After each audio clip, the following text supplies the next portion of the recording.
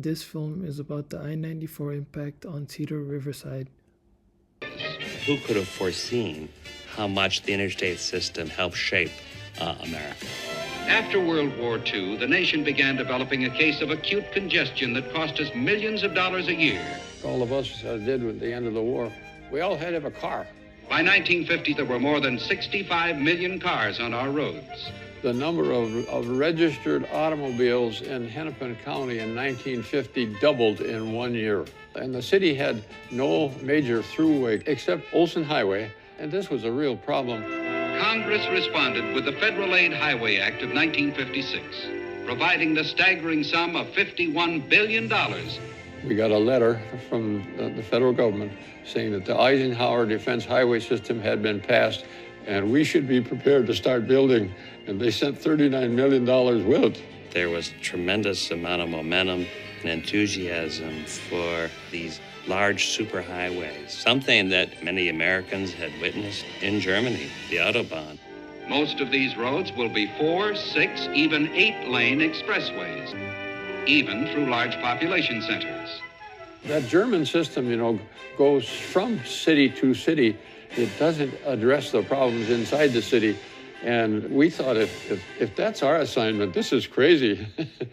They are a shot in the arm for cities that have begun to feel the impact of growing downtown traffic congestion. Every road has a beginning, but the story of Interstate 94 doesn't start in Minneapolis. It starts in Germany.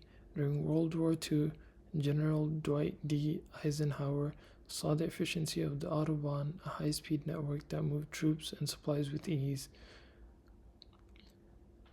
He brought the vision home. By the mid-1950s, the Federal Highway Act was in motion.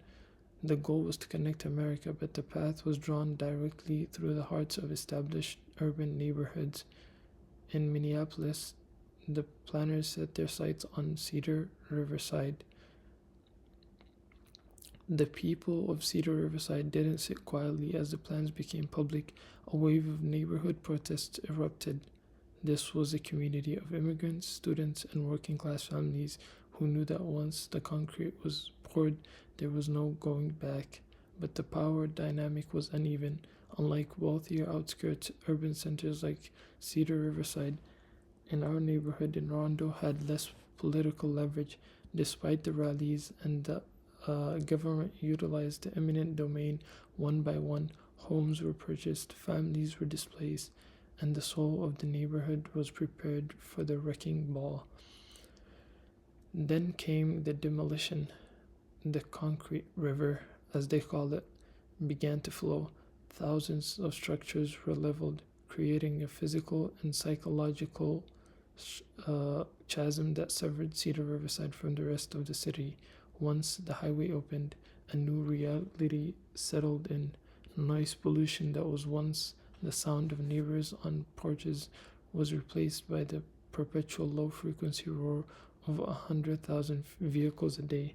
This isn't just annoyance, it's a constant stressor that has affected the mental health and sleep patterns of residents.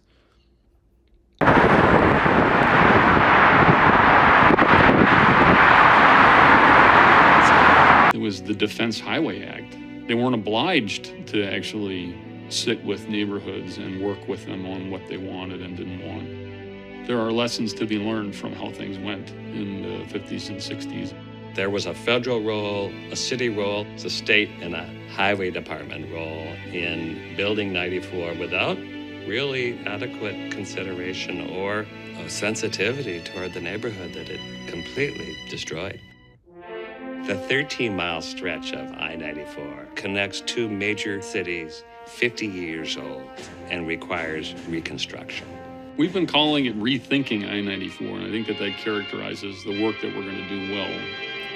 The damage isn't just noise pollution and destruction.